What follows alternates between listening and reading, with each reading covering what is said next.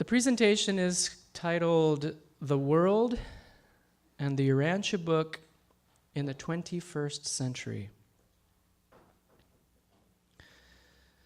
This is an interactive presentation given and facilitated by our own Phil Calabrese, who is one of our own renowned UBLA members. Phil is here to explore with us, I was going to say distinguished, renowned. Phil is here to explore with us pertinent questions about the future of the Urantia Book movement and the Urantia Book's role in the future of humanity on this our planet called Urantia. Dr. Phil Calabrese has a BS, MS, and PhD in mathematics from Illinois Institute of Technology, where he published an original paper on infinite series as a sophomore in calculus class and was later awarded a 3-year NASA traineeship for graduate school. During a subsequent 15-year academic career at several universities and colleges, Phil taught probability and statistics more than 45 times. Later, while working as an analyst and scientific computer programmer during the 1980s, he independently published a groundbreaking 1987 paper, An Algebraic Synthesis of the Foundations of Logic and Probability. This prompted the National Research Council to award him a 1990 research associateship that was extended to over 3 years. In various capacities, he subsequently developed techniques for reasoning with uncertain conditional information for the U.S. Navy until 2004.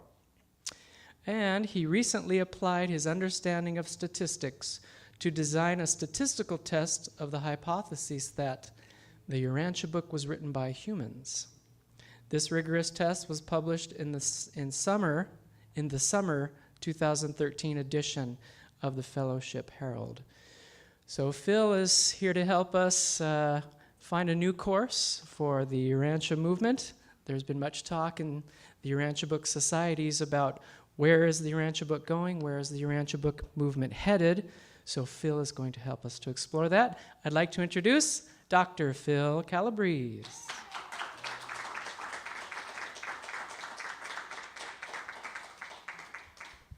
Thanks a lot, Michael. That was very warming.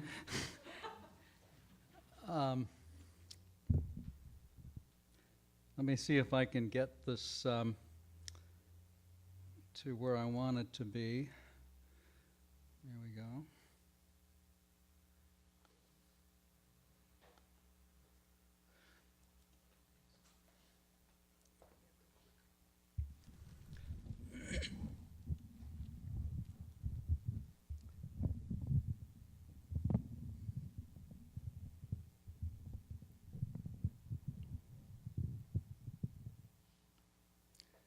Well, I want to thank Michael again and UBLA for suggesting this event to me, and I want to lead this event as a study group format with questions and comments interspersed between readings of relevant passages of the Urantia Book and, of course, my own comments.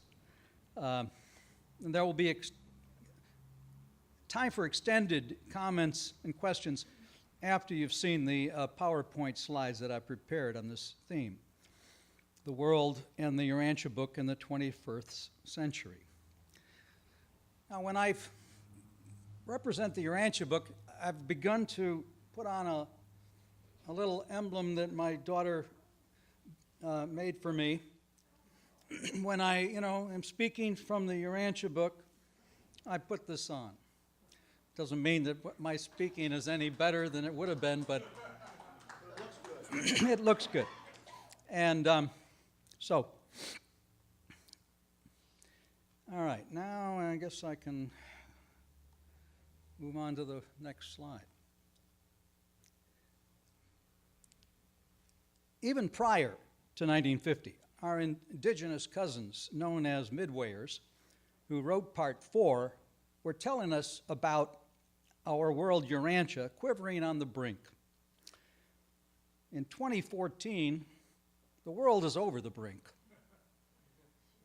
We see increasingly disruptive changes in communication, science, technology, economics, political systems, philosophies of scientific materialism, godless humanism are boldly proclaimed. Devitalized Christian symbolism continues unabated. How should the Urantia movement, prepare for these continuing events and serve humanity as the world goes through these changing times? What does the world need now from the Urantia movement?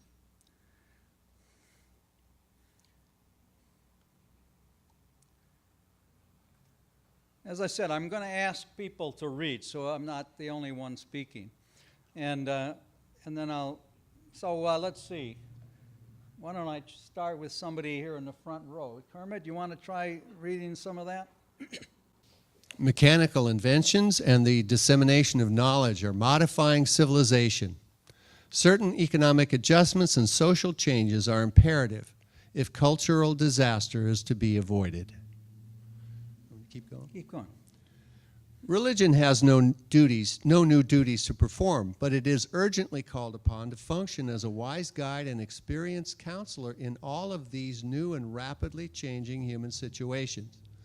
Society is becoming more mechanical, more compact, more complex, and more critically interdependent. Religion must function to prevent these new and intimate interassociations from becoming mutually retrogressive or even destructive. Thank you. So this is a Melchizedek saying certain economic adjustments and social changes are imperative if cultural disaster is to be avoided. We want to avoid it. So, that's pretty strong words, but in view of the fiscal cliff we almost went over, doesn't sound too far-fetched. Then we got Fukushima. This tells of the continuing aftermath of the Fukushima radiation leakage into the Pacific Ocean and how it fans out into the ocean currents to the west coast of Americas with more intense radiation in the darker colors. They're pretty much self-explanatory. So we got those kind of problems.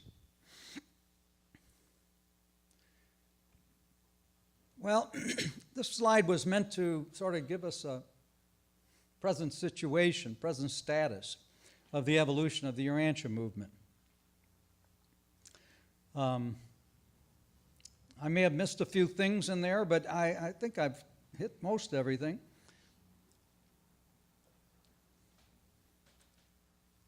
I guess we ought to start by thinking, should we have a more inspiring name than the Urantia movement? The Urantia movement is an early name for the human response of those who are aware of the presence of the Urantia book on the world and who wish to live the truths experienced while reading it and to help others learn about the book. What must the Urantia movement become? I've listed some present aspects here, but we need to evolve. What should be our purposes in the 21st century in view of what the Urantia book says and what we're experiencing?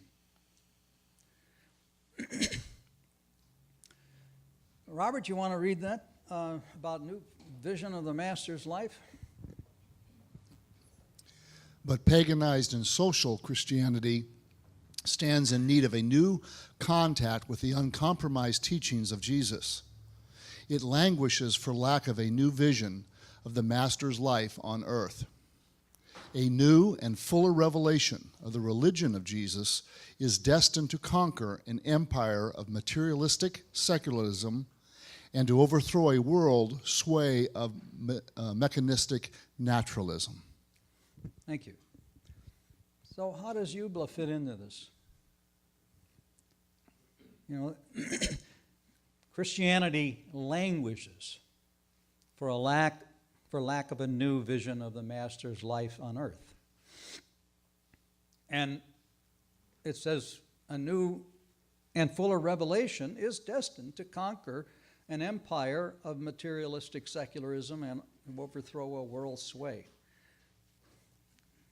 Notice, paganized from the midwayers, paganized Christianity. How is that? Well, Christians still celebrate the birth of Jesus as a substitute for a pagan holiday on the 25th of December. In Germany, the Christian church is directly subsidized by the state. In the United States of America, a church or a charity can pay its leader huge salaries and still be exempt from taxes. Isn't this where movies are made? When do we get a new vision of Jesus?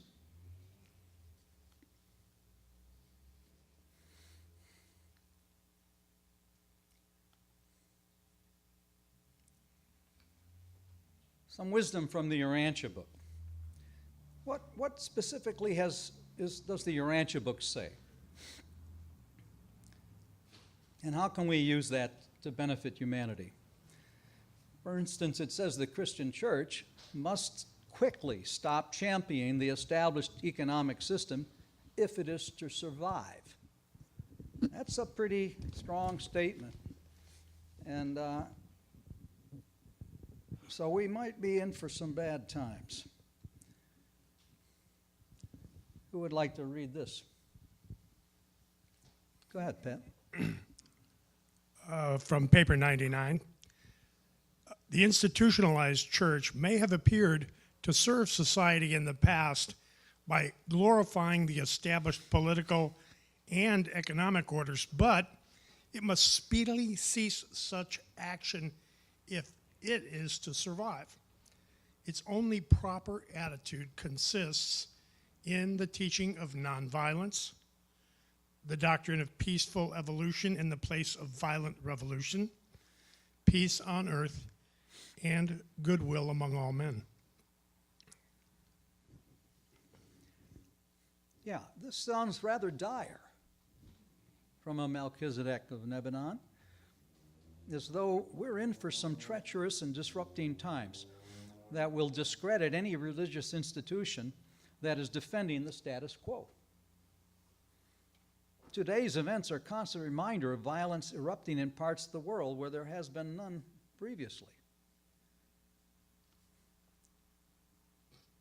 There's Ukraine, Syria, Egypt, Libya, Tunisia, Nicaragua, added to previous war zones, Iraq, Afghanistan, Africa, Tibet. I mean, I can't list them all.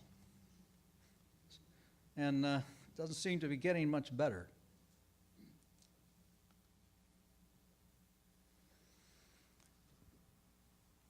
Yeah, pass that on to somebody who would like to read. Okay, from paper 100.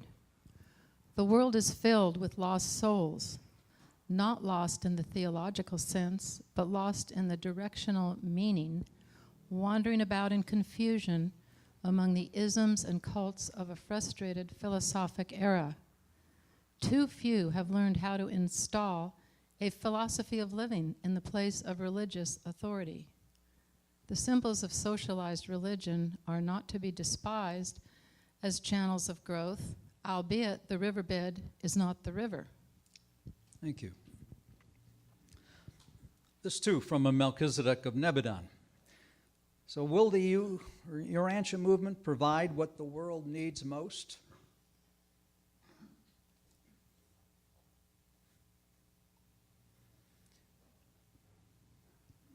I'll read this one.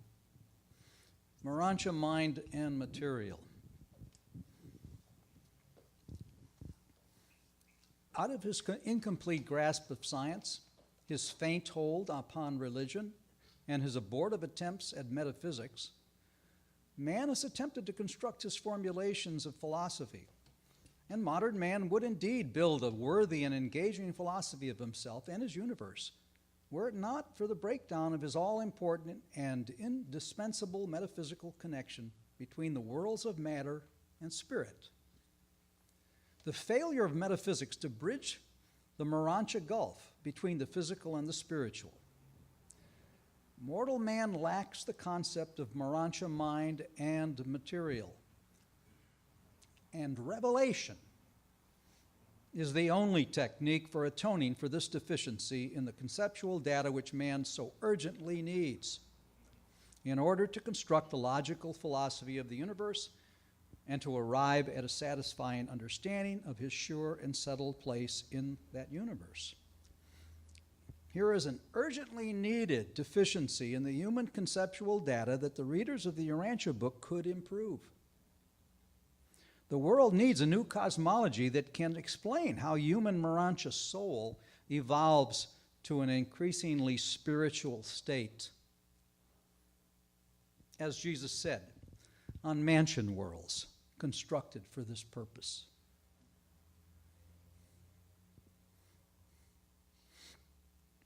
Who would like to read some more?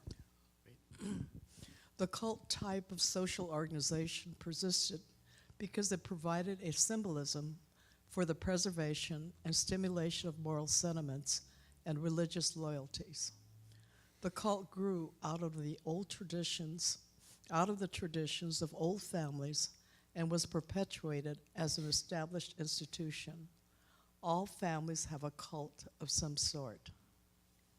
Every inspiring ideal grasps for some perpetuating symbolism, seeks some technique for cultural manifestation which will ensure survival and augment realization.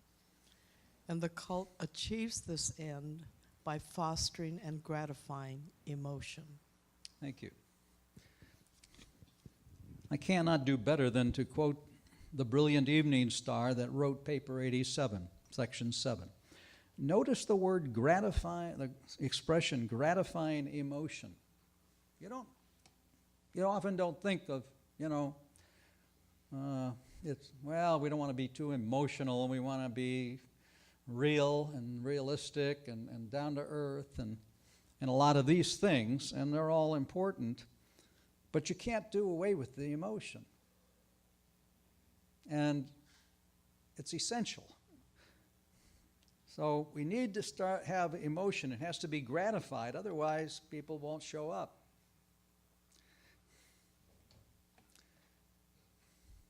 Next person want to read?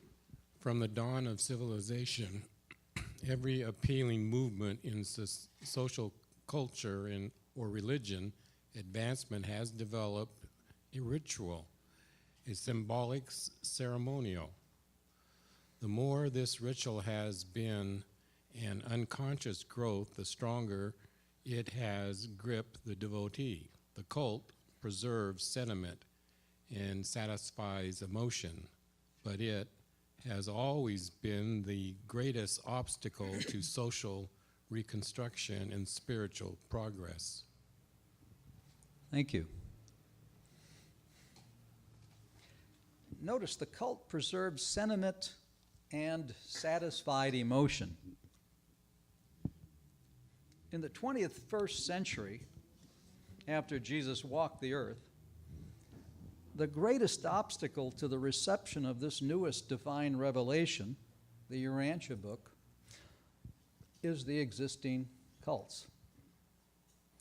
These cults need not be religious, as in the cults of scientific dogmatism and atheistic philosophy, claiming to be scientific, refusing to believe any proposition unless there is scientific proof. Well, I can tell you as a mathematician, not everything true can be proved. That's been proved. That's so. It's really true.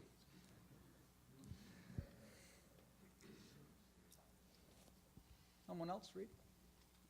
Needed a cult of mutual support, paper 87. Notwithstanding that the cult has always retarded social progress, it is regrettable that so many modern believers in moral standards and spiritual ideas have no adequate symbolism, no cult of mutual support, nothing to belong to. But a religious cult cannot be manufactured. It must grow, and those of no two groups will be identical unless their rituals are arbitrarily standardized by authority. Thank you. So many modern believers in moral standards have no cult of mutual support. My own church, UCC denomination, leaves the ritual and doctrine and ceremony to individual autonomous congregations. We choose from a pre-screened, qualified set of ministers who are advertising for a call to ministry, and there are no bishops. Meredith Sprunger, a longtime reader, and many of you know of him, was a minister in the UCC and an early member of the Urantia movement. We all loved him, but he wasn't able to do much to get his fellow ministers to read the Urantia Book.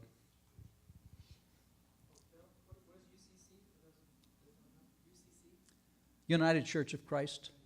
Yeah.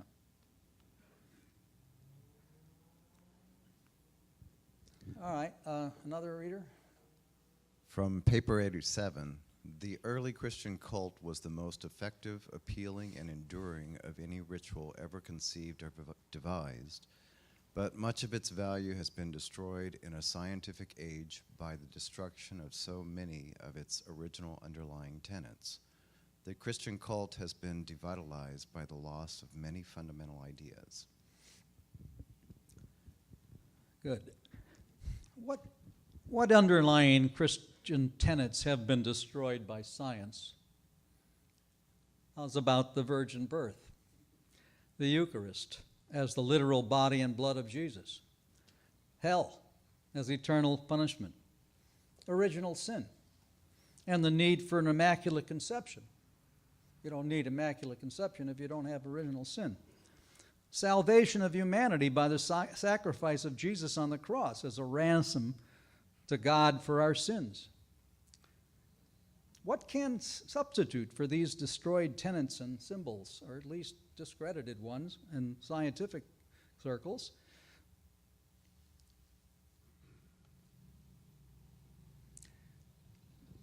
Another. An elastic and expansile symbolism. In the past, truth has grown rapidly and expanded freely when the cult has been elastic. The symbolism, expansile. Abundant truth and an adjustable cult have favored rapidity of social progression. A meaningless cult vitiates religion when it attempts to supplant philosophy and to enslave reason. A genuine cult grows. All right, thank you. Is the Urantia movement growing? Do we have some elastic, expansile symbolism?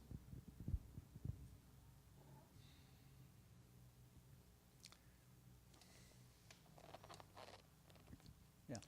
A new and appropriate symbolism for the restatement of the religion of Jesus. Paper 87. Regardless of the drawbacks and handicaps, every new revelation of truth has given rise to a new cult, and even the restatement of the religion of Jesus must develop a new and appropriate symbolism. Modern man must find some adequate symbolism for his new and expanding ideas, ideals, and loyalties. This enhanced symbol must arise out of religious living, spiritual experience. And this higher symbolism of a higher civilization must be predicated on the concept of the fatherhood of God and be pregnant with the mighty ideal of the brotherhood of man. Thank you. So what are our new and expanding ideals, and loyalties that we wish to symbolize? How are these different from before? You notice I'm asking more questions than answering them. Should we find an emotion-satisfying, sentimental replacement for each no longer used symbol and ritual? For instance, our Holy Communion can use the words offered in the Urantia Book. My life in the flesh is the bread of life. We don't have to say, we're eating Jesus' flesh. Ideally, we would find fixed forms that provide a framework for personal variations of expression. For example, the American Indian practice of naming a newborn by what is first seen at the instant of birth has both the fixed framework and the personal cosmic variations. Of course, yapping dog is not as good as running bull as a name for your newborn. Yapping dog. So. But, that would be the part you would choose. No, I think I'll name him after the running bull, not this dog that's yapping. So, there's always going to be something, and, if you don't see anything, it's going to be serene silence or something. But anyway, it offers the individual and the group a chance to do something that's the same, but not all together the same. It's flexible. Each name is going to be different.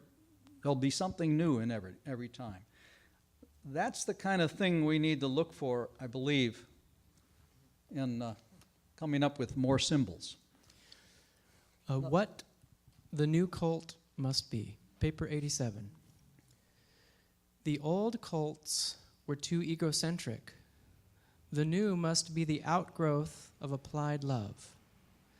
The new cult must, like the old, foster sentiment, satisfy emotion, and promote loyalty, but it must do more.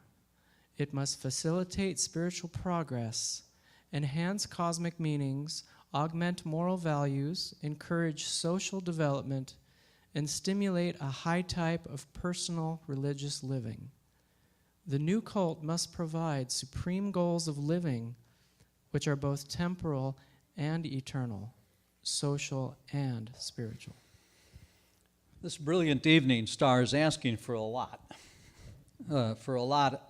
of this new cult. How were the old cults too egocentric? Something to think about.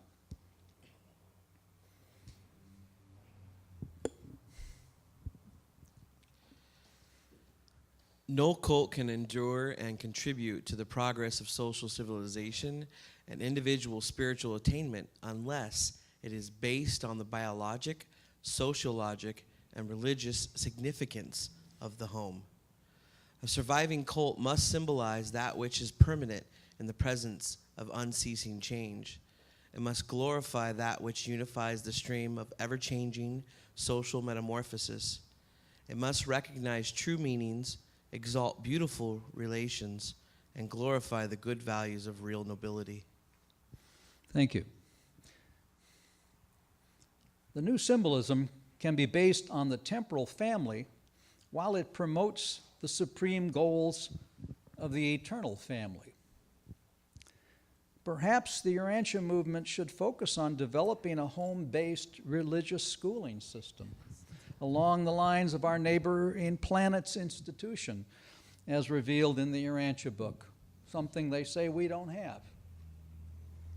We don't have a home-based educational institution that takes care of the religious education and a lot of the things that we fight about in our public schools.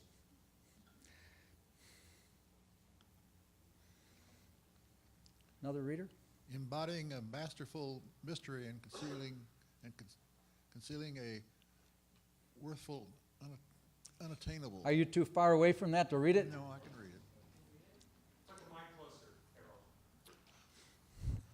But the great difficulty of finding a new and satisfying symbolism is because modern man, as a group, adhere to the scientific attitude, eschewed superstition, and other ignorance, while as individuals they all crave mystery and verifiable and venerate venerate the unknown. No cult can survive unless it embodies some masterful mystery and conceals some worthful, unattainable. Again, the new symbolism must not only be significant for the group, but also symbolism must not only be significant for the group, but also meaningful to the individual. The forms of any serviceable symbolism must be those which the individual can carry out in his own Initiative. And which he can also enjoy with his fellows. If the new cult could only be dynamic instead of static, it might really contribute something worthwhile to the progress of mankind, both temporal and spiritual. All right, thank you. Something dynamic suggests that a daily activity that still varies each day can serve as the framework for a ritual. For example, we could each make a physical gesture to symbolize reception of a spiritual experience. I just found this on the internet, but it looked like a good one. Or being reborn of the Spirit. The mysterious presence of Jesus when we are sonship conscious can also be better symbolized and ritualized in groups and even when no other human is present. Variations in the ritual of Jesus' Remembrance Supper can be encouraged both for groups and at home. We don't have to have, as the Urantia Book says, an almost mathematical precision in exactly how the Remembrance Supper has to be done with just certain words that somehow or other can't be varied. That isn't what I think was intended. Another one? Yeah, I'll read. What about those magical words again? I had a few with me yesterday, but Natural what? The magical words for the service, for the remembrance service. I left them in the car. I'll get them later. He's being facetious. I used some words earlier, but Nice to see you, Dennis. It's great to see all of you. The only reason I came was to see all of you. Oh. Absolutely the only reason. So, hi, yeah. Not too complex symbolism with a demand for devotion, but a cult, symbolism of rituals, slogans, or goals will not function if it is too complex. That's why I saved my magical words for later. And there must be the demand for devotion, the response of loyalty. Every effective religion unerringly develops a worthy symbolism. And its devotees, am I saying that right? Its Devotees, thank you, that's what I'm saying. Would do well to prevent the crystallization of such a ritual into cramping, deforming, or stifling stereotypes, ceremonials, which can only handicap and retard all social, moral, and spiritual progress. No cult can survive if it retards moral growth and fails to foster spiritual progress. The cult is the skeleton structure around which grows the living and dynamic body of personal spiritual experience. True religion between you and the divine. all right, thank you. Notice the long-term approach here, being worried about us formulating what would later become a crystallized ritual. We're a long way from that, aren't we? So we must build variability into the uniformity of ritual. The family, meal, the home. These must be the basis. And we're always going to have families, and we're always going to have homes, and we're always going to have meals. And we can vary them so as to satisfy our need for religious symbols and Notice also the demand for devotion. Is that because we are so fickle in our devotions, too craven? Never mind about human inconstancy. Just keep going. So, I have two more summary slides. So, the new symbolism. It must preserve and stimulate moral sentiments and religious loyalties. It must perpetuate by fostering and gratifying emotion. Is most gripping of its adherents, devotees, when unconscious growth. Must provide mutual support and something to belong to. Must revitalize the Christian ritual and symbols with new underlying tenets. Promotes rapid growth of truth when elastic and expansile. Must arise out of religious living, spiritual experience, must be predicated on the concept of the fatherhood of God and pregnant with the mighty ideal of the brotherhood of man.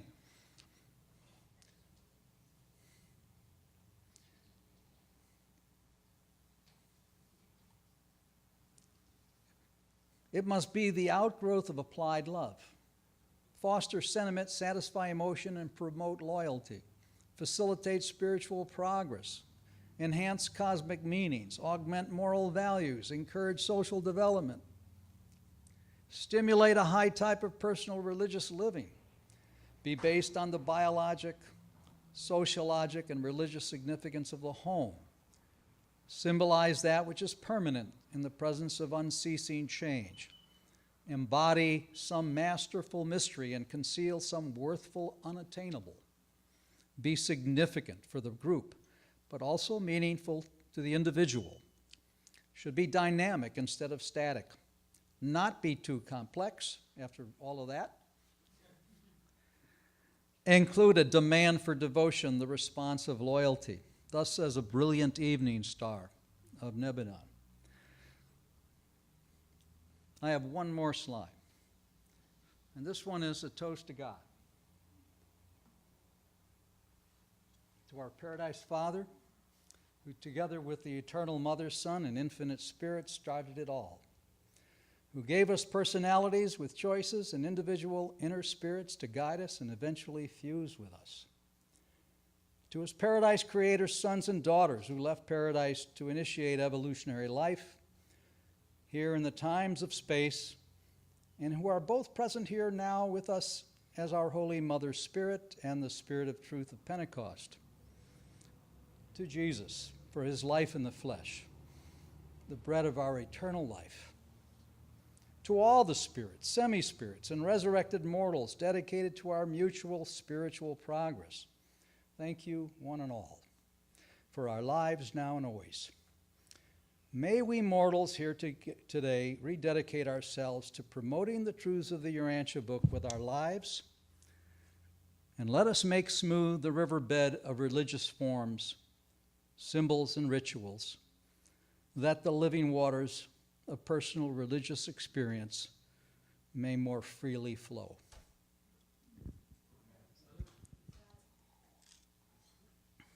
And now we can move into a discussion, and you're going to give us all these answers that I've been giving questions for. But first, you might want to get something, and we're going to rearrange the chairs. And yeah, we're going to have a little break now.